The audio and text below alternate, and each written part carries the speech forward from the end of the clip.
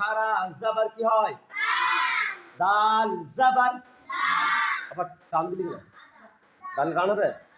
দাল জাবার কি হবে? যুক্ত করে আদা হবে। আদা হবে। আয় যেহেতু খারা জাবার আছে না, হামজাতে খারা জাবার আছে, তাহলে আদা হবে।